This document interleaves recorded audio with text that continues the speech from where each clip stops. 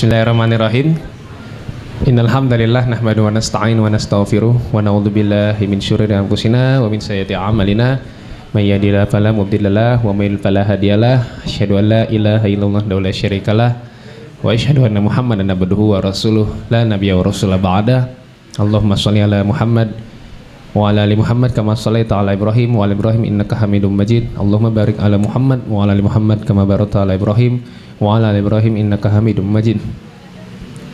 Puji syukur kita panjatkan kehadirat Allah Subhanahu wa taala yang mana telah berikan begitu banyak nikmatnya yang tidak bisa kita hitung jumlahnya dan sama-sama kita rasakan saat ini, nikmat iman, nikmat Islam, nikmat sehat walafiat dan juga nikmat kesempatan sehingga kita bisa berkumpul di teras dakwah dalam keadaan yang alhamdulillah, mungkin walaupun ada yang sakit, walaupun ada yang kurang sehat, sama aja ya, sakit kurang sehat ya. Semoga itu adalah ajang untuk mengangkat dosa-dosa yang memang sedang diberikan sakit. Dan salawat serta salam semoga selalu tercurah pada junjungan kita Nabi Muhammad SAW yang setiap perkataannya adalah hukum, setiap perbuatannya adalah teladan, sebaik-baiknya sahabat adalah sahabatnya. Hey, terima kasih Ustadz Alfredo Di Stefano ya. Ini bukan mualaf ya, emang namanya begitu dari dulu. Orang menyangkanya mualaf. Kadang-kadang kayak ya kalau saya kasih nomor Alfredo Di Stefano gitu untuk ngisi kajian, biasanya yang kedapetan nanya, Ustadz ini beneran Ustadz gitu ya. Saya juga nggak yakin. Gitu. Ya cuma ya nggak apa-apa, coba aja ya. Coba ya. Sebenarnya saya ustazah. Itu dia. Akhirnya terungkap juga ya. Baik, si pemalu yang dirindu.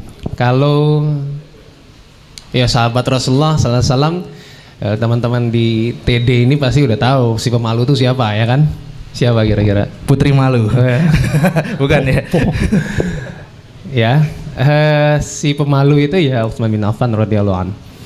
Jadi Utsman bin Affan radhiyallahu anhu ini termasuk dalam as-sabiqunal awwalun, artinya dia adalah salah satu orang yang pertama kali masuk Islam di antara beberapa sahabat Nabi Muhammad SAW. Dan dia diajak masuk Islam oleh Abu Bakar As-Siddiq radhiyallahu anhu. Jadi Utsman bin Affan diajak oleh Abu Bakar. Nah, nanti kita bisa mempelajari kenapa si Abu Bakar ini bisa mengajak banyak orang untuk masuk Islam gitu ya. Tapi di sini kita ngomongin Utsman dulu.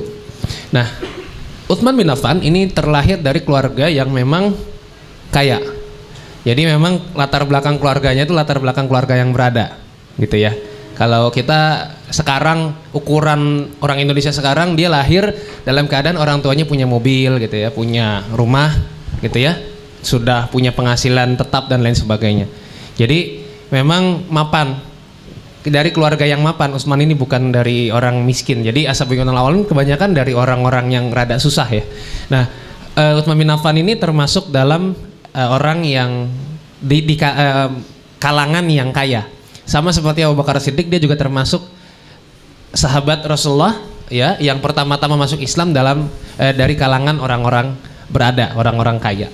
Utsman bin Affan ini ya, sesuai kalau beberapa literatur yang saya baca, lahirnya di Taif. Ya teman-teman tahu Taif itu adalah tempat yang nantinya Rasulullah ketika kesana ditipukin. Nah, Utsman bin Affan ini adalah seorang anak. Iya seorang anak ya. Nama bapaknya siapa? Pinter. Iya pinter ya kalian itu ya. Kalau Abu Thalib, nama anaknya, anak pertamanya siapa? Thalib, ya pinter. Ada yang jawab Ali. Ali ke berapa jauh ya? Ali itu ke siapa? Thalib, Aqil, Ja'far, Ali.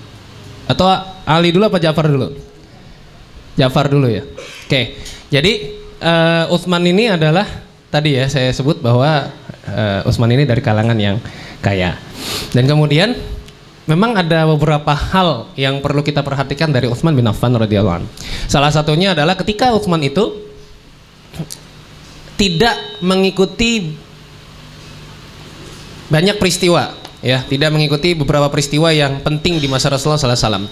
Tapi yang paling bisa kita ingat itu adalah Rasulullah SAW ya menikahkan dua putrinya kepada Utsman bin Affan, tidak sekaligus ya. Jadi syariatnya Nabi Muhammad itu tidak membolehkan kita memperistri sekaligus adik kakak gitu ya. Jadi misalnya antum di sini yang ikhwan mau ngelamar akhwat, ternyata akhwatnya kembar gitu. Wah, kok sama ini? Yang mana ya gitu ya. Terus saya nikahin dua-duanya, nggak bisa ya. Harus nunggu yang satu meninggal dulu baru bisa nikahin satu lagi. Ya. Jadi Utsman bin Affan itu kenapa tadi saya bilang syariat Nabi Muhammad? Karena syariat-syariat sebelumnya itu membolehkan. Ya, kita memperistri dua perempuan dalam satu keluarga itu boleh. Kalau dulu, sekarang nggak boleh. Ya.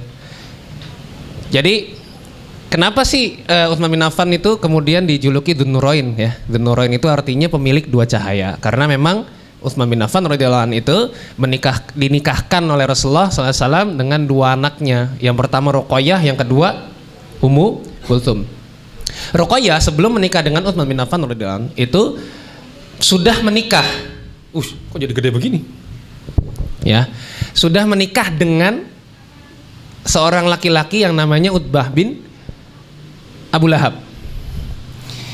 Jadi Utbah itu adalah anak dari Abu Lahab. Utbah itu orang yang baik, orang yang sangat baik, dan Abu Lahab adalah paman kandungnya Rasulullah SAW. Ini perlu dipahami. Jadi Utbah adalah anaknya Abu Lahab, sedangkan Abu Lahab adalah pamannya Rasulullah. Berarti Utbah adalah siapanya Rasul? Nah, sepupu ya, sepupu ya. Oke. Nah, jadi Rasulullah menikahkan anaknya dengan sepupunya. Nah, ini jadi hubungan kerabatnya makin erat. Sehingga sebetulnya Abu Lahab dengan Rasulullah SAW itu bukan cuma hubungan antara ponakan dengan menantu, ponakan dengan paman, tapi juga hubungan antara mertua dengan menantu. Nah, ini luar biasa. Yang akhirnya kemudian nanti Abu Lahab akan memusuhi Nabi Muhammad SAW. Nah, sampai kemudian ketika Nabi Muhammad diangkat menjadi nabi, ya, seorang Muhammad diangkat menjadi rasul, Abu Lahab ini adalah orang yang perlawanannya, permusuhannya lebih sangat sengit kepada Rasulullah SAW. Maka kemudian Abu Lahab ini melancarkan berbagai gangguan-gangguan kepada Rasulullah SAW. Padahal saat itu anaknya masih menjadi suami dari anak Rasulullah SAW. Ya, jadi secara tidak langsung Abu Lahab, bukan menantu ya, besan ya, Abu Lahab secara tidak langsung berarti sedang mengganggu besannya sendiri. Nah, jadi saat itu ya mereka betul-betul memusuhi Rasulullah SAW itu dengan permusuhan yang sangat kental. Karena apa? Yang memusuhi adalah orang dari kalangan mereka sendiri, kerabat mereka sendiri. Nah, ini luar biasa. Nah, ketika itulah sampai permusuhannya begitu sengit, sampai kemudian Allah menurunkan satu surat Al-Masad ya, atau Al-Lahab yang teman-teman pasti hafal semua ya, Al-Lahab ya. Mulai kalau terawih enak ya dibaca Al-Lahab itu ya. Tabat yada abil lahabi wa tab, magnaan humaluhu ma kasab, dan seterusnya. Setelah turun surat itu, Abu Lahab memerintahkan anaknya Utbah bin Abu Lahab itu untuk menceraikan Ruqayyah. Sebetulnya Utbah itu nggak mau untuk menceraikan Ruqayyah, gitu kan? Karena hubungan keduanya baik-baik saja, nggak ada masalah. Yang ada masalah adalah Abu Lahab dengan Rasulullah SAW. Nah, sedangkan Ruqayyah ketika itu masuk Islam, dan orang yang sudah berislam itu tidak bisa lagi punya hubungan pernikahan dengan yang belum berislam. Jadi kalau misalnya nanti ya ada orang yang suami istri begitu ya, laki-laki dan perempuan suami istri, yang satunya masuk Islam gitu ya, yang tadinya non muslim, satunya masuk Islam, maka hubungannya harus putus. Gitu ya. Jadi tidak boleh lagi mereka berhubungan, sehingga harus nikah ulang. Kayak gitu. Nah, ini saat itu Ruqayyah mengikuti ayahnya yang juga seorang nabi ya untuk masuk Islam. Dan ketika Ruqayyah masuk Islam, maka ya sudah putus hubungan antara Utbah dengan Ruqayyah. Ini ceritanya agak panjang, kalau nggak salah Utbah itu kemudian mengejar Ruqayyah gitu. Mengejar Ruqayyah sampai saya juga lupa ya. Literaturnya juga saya lupa di mana, kalau nggak salah si Ibnu Ishaq. Jadi ini ceritanya agak panjang. Tapi yang jelas ketika sudah diceraikan, nah inilah kemudian Utsman bin Affan itu punya kesempatan untuk menikahi Ruqayyah. Tapi ternyata usut punya usut, Utsman itu sudah pernah menaruh hati kepada Ruqayyah sebelumnya. Jadi Rasulullah SAW itu menikahkan Abu Lahab dengan Ruqayyah gitu ya, tanpa mengetahui bahwa Utsman sudah menaruh hati kepada Ruqayyah. Ya seperti itu. Nah ini perjalanan asmaranya. Nah tidak berapa lama kemudian Utsman bin Affan bersama Ruqayyah itu punya anak namanya Abdullah. Ya, Abdullah bin Utsman bin Affan. Abdullah ini meninggal di usia ke-6. Jadi dari Utsman dengan Ruqayyah ini ada anak namanya Abdullah. Ini cucu Rasulullah juga nih. Tapi kemudian meninggal di usia ke-6. Ini hikmahnya. Jadi nanti jalur nasabnya Rasulullah itu cuma lewat Fatimah dan Ali. Ya. Jadi gak bisa ngaku-ngaku orang. Itu hikmahnya kenapa Rasulullah SAW itu cuma punya cucu atau punya beranak pinak, cucu dan cicit dan seterusnya itu cuma lewat jalurnya Ali dan Fatimah. Karena memang itu hikmahnya adalah supaya ini sekarang aja cuma dari Ali dan Fatimah ini banyak yang ngaku-ngaku Habib kan gitu kan. Banyak yang ngaku-ngaku turunan Rasul. Apalagi kalau misalnya ternyata jalurnya lebih banyak daripada itu. Ini makin sulit untuk menentukan nasab.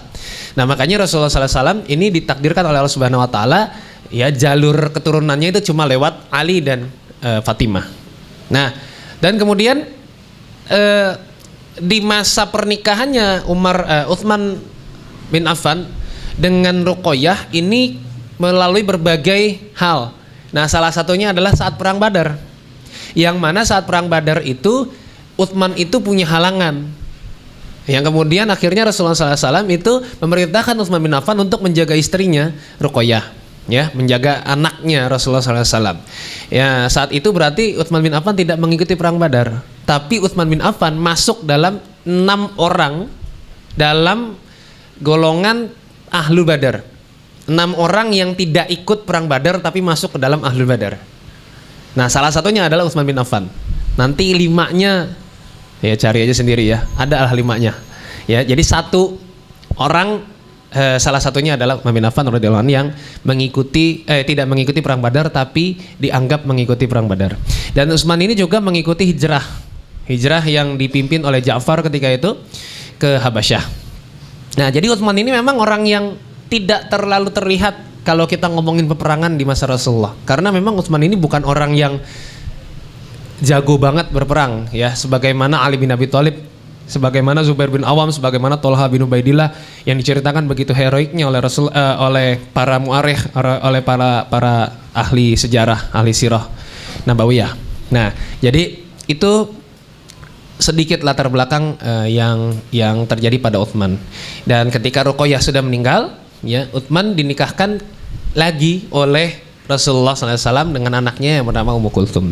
Jadi Utsman bin Affan ini punya keutamaan yang luar biasa di sisi Rasulullah SAW selain sebagai sahabat yang dijamin masuk surga, ya, di antara 10 sahabat yang sudah dijamin oleh Rasulullah SAW oleh Allah Subhanahu Wa Taala untuk masuk surga, dia juga adalah menantu Rasulullah SAW dari 2 anaknya, ya, luar biasa. Ini 2 anaknya Rasulullah itu menikah dengan Utsman bin Affan, walaupun kemudian tidak ada keturunan dari mereka yang hidup sampai kemudian punya keturunan kembali, ya, cuma tadi Abdullah tadi. Nah ini sudah adzan Isya ya, kita break dulu. Insyaallah setelah ini akan kita bahas lebih mendalam ya soal pemalu, soal dermawannya Utsman bin Affan, soal kekayaan Utsman bin Affan, dan bagaimana akhir hidup Utsman bin Affan yang terbilang tragis ya bagi kita. Nanti akan kita bahas setelah Isya insyaallah.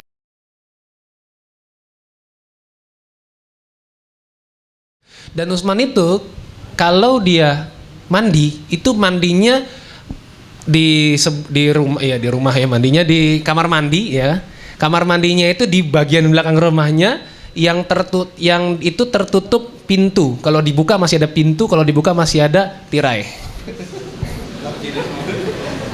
Itu kamar mandinya Utsman.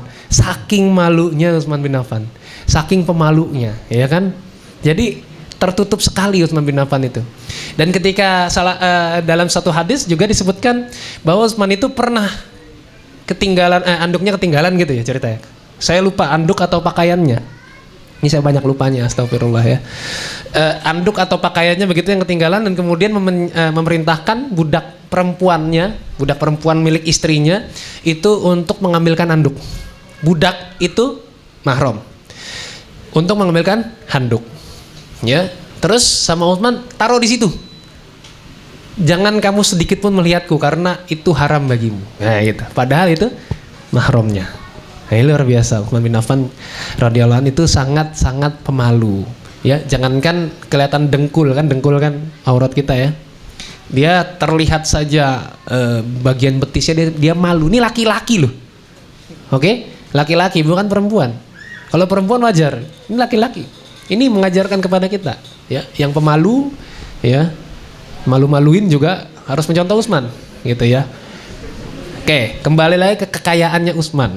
Ya, jadi Utsman itu gara-gara sedekahnya 4 jenis sedekahnya ini, kemudian Utsman diampuni.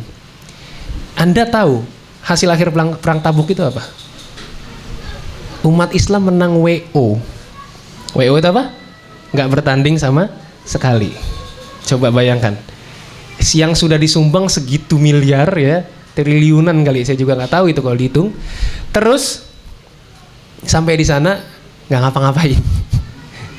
Kan Rasulullah 40 hari ya bersama umat Islam itu 40 hari mengepung Tabuk. Lawannya saat itu adalah Romawi. Jadi Romawi itu ternyata sudah menarik pasukannya. Apa kata rajanya saat itu? Jangan lawan orang ini nabi katanya. Jadi kalau dia beneran nabi, kita pasti kalah.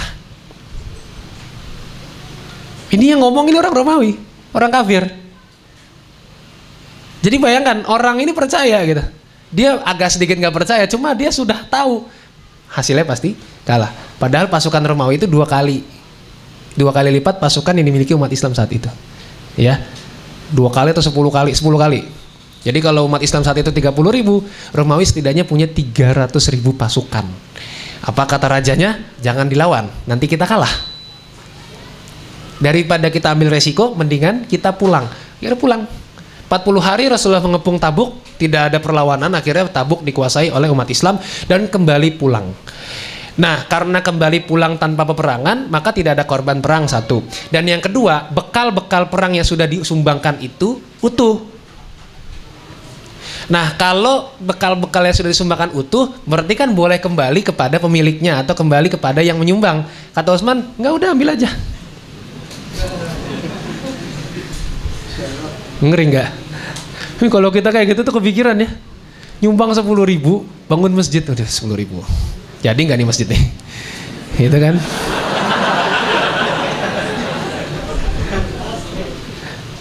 Nyumbang keramik ke teras dakwah, nyumbangnya berapa meter gitu kan? Misalnya 10 kali 10, ditonton terus itu 10 kali 10 gue itu. Siapa aja yang duduk di situ dihitung. Ya. Kalau nggak ada yang duduk di situ, harus duduk di situ orang gitu kan? Seperti itu. Dihitung. Caleg nyumbang karpet masjid, nggak jadi. Ditarik sama dia, diambil lagi karpetnya. Nggak tahu buat apa kan? Udah bekas orang-orang itu. Mungkin juga bekas anjing juga kali. Iya kan? Diambil lagi sama dia, dicuci, dijual lagi. Dihitung. Nah, kita bisa belajar di sini. Kunci ketenangan hidup itu melupakan apa yang kita berikan. Dan mengingat apa yang orang berikan kepada kita, itu ketenangan hidup.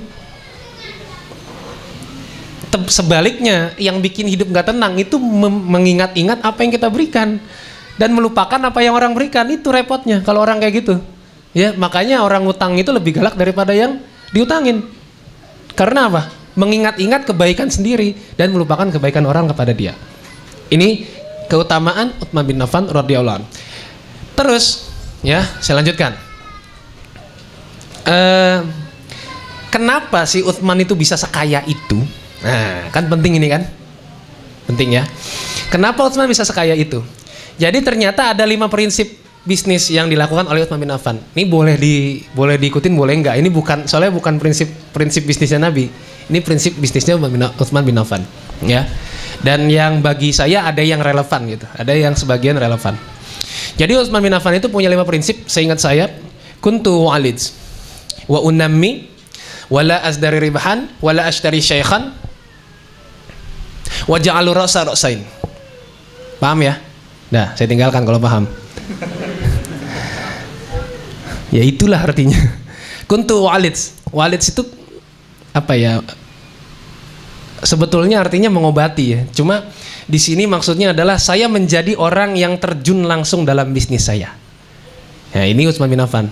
Jadi kenapa dia untung besar dalam bisnisnya dan mendapatkan kepercayaan yang luar biasa dari orang-orang di sekitarnya karena dia turun langsung dalam bisnisnya. Artinya kalau misalnya dia jualan, ya, walaupun dia punya karyawan, dia mengawasi betul-betul. Jadi nggak ditinggal. Sehingga ketika dia punya karyawan, dia tahu betul ini kinerjanya seperti apa karena dia lihat sendiri. Terus proses jual belinya, proses akad dan lain sebagainya, ini Utsman bin Affan ini tahu betul apa yang terjadi di lapangan, itu tahu betul, dan dia tahu pasar.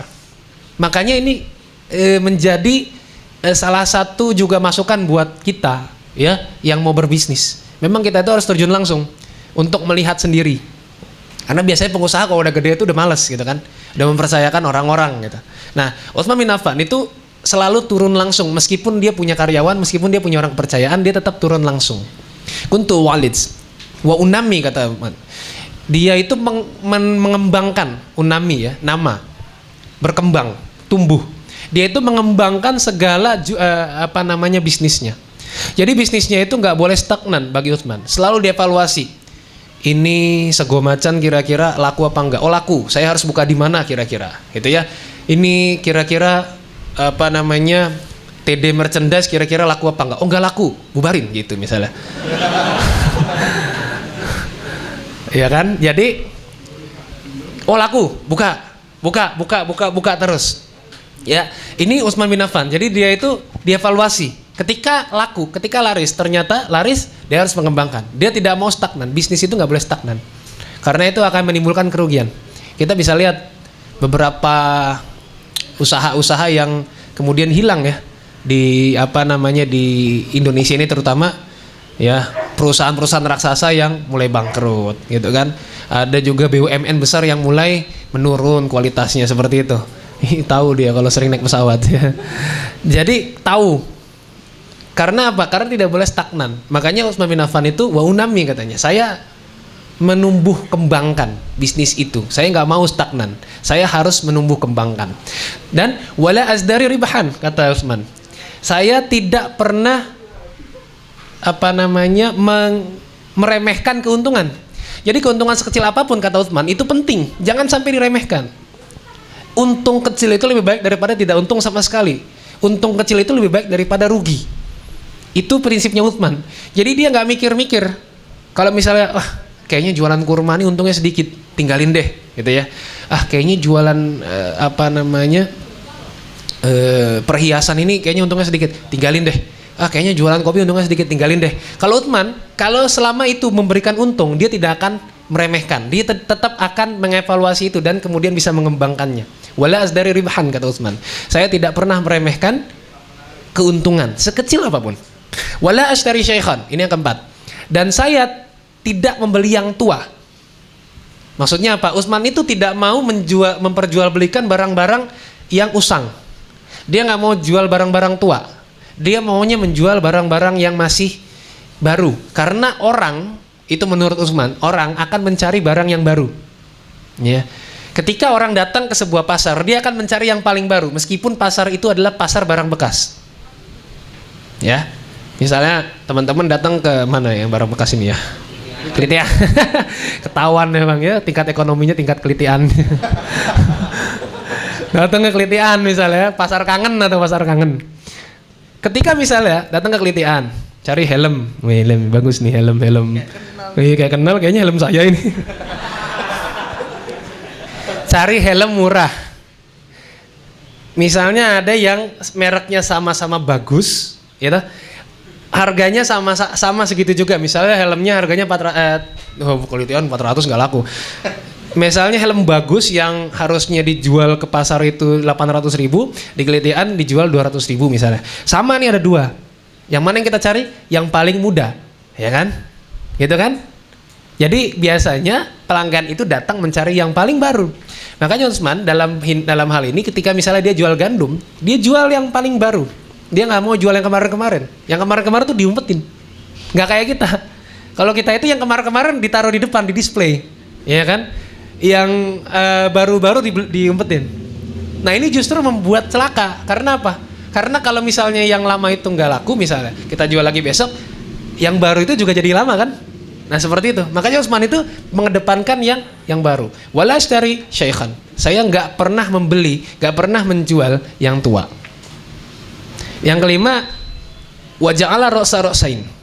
Saya menjadikan satu modal menjadi dua modal. Kan ra's itu kan kepala ya. Saya menjadikan satu kepala jadi dua kepala. Jadi saya menjadikan satu modal menjadi dua modal. Maksudnya gimana? Analoginya seperti ini. Kalau misalnya kita punya tanah 1000 meter gitu ya. 1000 meter persegi misalnya seperti itu. Utsman itu tidak mau menjual 1000-1000-nya. Utsman itu akan memotong setengah dan kemudian menjual masing-masing harganya 750. Ini cara dagangnya Utsman. Jadi dia tidak mau menjual seluruhnya. Karena bagi dia kalau menjual seluruhnya, kalau rugi semua. Tapi kalau setengahnya masih ada kemungkinan dia untung di salah satunya. Bahkan salah satunya bisa menutupi kerugian yang di satunya. Nah ini, itu bisa kita contoh ya. Jadi kalau misalnya punya modal 1 miliar gitu ya Utsman ya, dia akan memotong 500 dan dikembangkan 500-500-nya itu. Tidak langsung semiliar aja. Nah ini yang membuat Utsman saat itu menjadi orang yang luar biasa kaya. Tapi bisa dipahami ya teman-teman semua bahwa Utsman itu lahir dari kalangan yang juga kaya. Ya. Makanya teman-teman itu jangan sering terhipnotis sama orang-orang yang bisnis kaya. Gitu kan? Bisnis ini kaya. Lihat dulu latar belakangnya. Bagaimana dia berjuang saat dia berbisnis. Kalau misalnya dia dari keluarga kaya, gitu ya. Terus dia bisnis terus kaya, ya wajar. Mungkin dari bapaknya jaringan bisnisnya.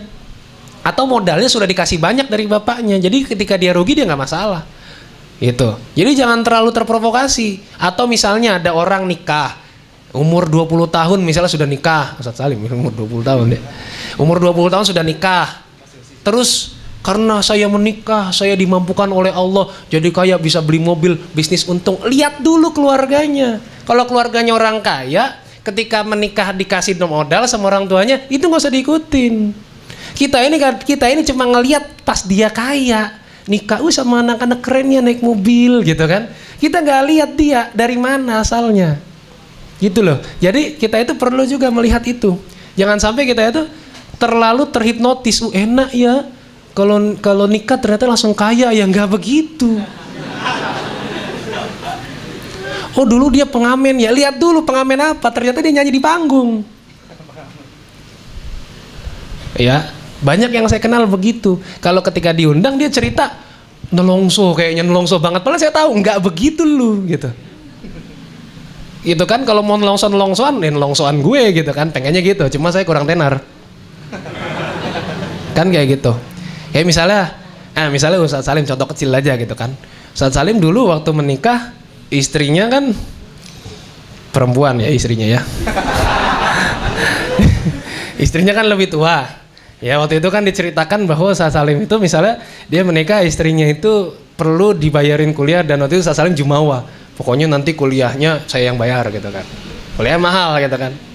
Dan saya bilang sama Ustaz Salim, loh istri saya waktu saya menikah, istri saya harus kuliah profesi 2 kali lipat lebih mahal daripada kuliah istri antum, saya bilang gitu. Saya bilang harusnya cerita saya lebih heboh daripada cerita antum, cuma kok saya nggak heboh ya gitu. Ini kan masalah rezeki aja, beda nasib memang. Nah makanya kita harus melihat track recordnya itu harus dilihat. Jadi jangan terlalu terhipnotis, keren ya dia kayak begini, terus kita ikutin, nggak bisa. Misalnya mbak yang di sini, saya mau kayak Aisyah, lihat dulu Aisyah kayak apa. Bapaknya Aisyah itu siapa? Abu Bakar, bapaknya itu Abu Bakar, sahabat Nabi. Bapak kita siapa? Bambang. Parah nih, Bambang ternyata ada orang yang nama bapaknya Bambang. Bapak kita siapa? Gitu dulu loh, ya kan? Oh saya mau cari istri seperti Aisyah, lihat dulu lu siapa, gitu kan? Digelari Al-Amin enggak. Gitu. Kamu dipercaya sama orang nggak, sama tetangga nggak, tetangganya nggak kenal. Bapak kos aja tahu kalau kamu itu nunggak terus. Gimana kamu mau dapatin Aisyah? Nggak bisa. Atau kamu misalnya, saya miskin, saya mau berdakwah di jalan Allah, maka saya harus mencari Khadijah. Ratusan tahun nggak bakal ketemu itu insya Allah. Khadijah yang seperti apa? Karena bayangan kita adalah siapa? Khadijah itu lebih tua, janda, cantik, kaya. Kekayaannya dikasih ke kita. Kita mau cari di mana yang kayak gitu? Kalaupun dapat terus dapat. Aduh, kamu lebih payah daripada suami saya yang dulu gitu. Nggak bisa. Jadi lihat dulu track record. Ini penting, makanya pentingnya belajar sejarah tuh itu. Jadi jangan terpukau oleh keadaan orang di masa yang sekarang. Antum lihat dulu yang sebelumnya, ya. Jadi Utsman bin Affan seperti itu. Gitu ya. Terus apa lagi? Ingetin dong. Oke. Ketika Utsman bin Affan menjadi khalifah, ya. Utsman bin Affan radhiyallahu anhu itu menjadi khalifah setelah Umar bin Khattab. Dan ingat, Utsman itu adalah khalifah terlama di antara Khulafaur Rasyidin, ya. Di antara Abu Bakar, Umar, dan Ali, Utsman bin Affan adalah yang paling lama menjadi khalifah, sekitar 11 tahun 200-an hari. Hampir 12 tahun. Saat Umar meninggal itu, diadakanlah Ahlul Hali wal Aqdi untuk memusyawarahkan siapa yang akan menjadi khalifah. Di situ pilihannya ada 6 lagi ya. Ada Utsman bin Affan, Ali bin Abi Thalib, Abdurrahman bin Auf, Sa'ad bin Abi Waqqas, Zubair bin Awam, Thalhah bin Ubaidillah radhiyallahu anhum jami'an. Ya. Berapa tuh? 5 apa 6? 5. Berarti kurang 1. Ya udah segitulah pokoknya. Utsman, Abdurrahman, kemudian Sa'ad, kemudian ada Thalhah dan Zubair. 5 berarti ya. Nah, kemudian ketika berjalannya musyawarah, ternyata mereka semua mundur kecuali 2 orang, kecuali Utsman dan Ali. Dan saat itu mayoritas memilih Utsman bin Affan untuk menjadi khalifah. Ya, ini mematahkan pendapat orang Syiah yang mengatakan bahwa Ali bin Abi Thalib lebih pantas menjadi khalifah. Kenapa? 4 kali pemilihan yang dipilih bukan Ali. 3 kali pemilihan yang dipilih bukan Ali. Pertama Abu Bakar, yang kedua Umar, dan yang ketiga Utsman. Ali yang keempat. Dan ketika Ali memimpin, gonjang-ganjing dan fitnah terjadi di mana-mana. Ini menunjukkan bahwa Ali itu pintar, Ali itu jago perang, tapi Ali nggak jago politik. Ya, bukan berarti saya mengecilkan Ali, bukan. Ini kita sedang membicarakan keistimewaan para sahabat. Ali itu jago perang, Ali itu pintar. Bahkan ya kalau Rasulullah itu gudang ilmu, maka Ali adalah kuncinya. Tapi ternyata Ali dalam hal memimpin pemerintahan dia tidak secakap yang sebelum-sebelumnya, gitu ya. Ini perlu diperhatikan. Jadi kita itu bisa mematahkan argumen orang Syiah dengan mudah.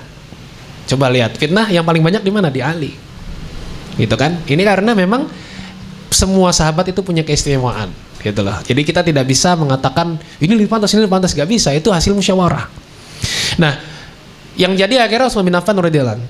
Nah, saat itu Utsman itu adalah karena orang ahli ekonomi. Tadi saya sebut dia punya prinsip bisnis yang luar biasa. Ya, punya prinsip bisnis yang sangat aplikatif yang bisa kita lakukan sampai di zaman sekarang, gitu ya.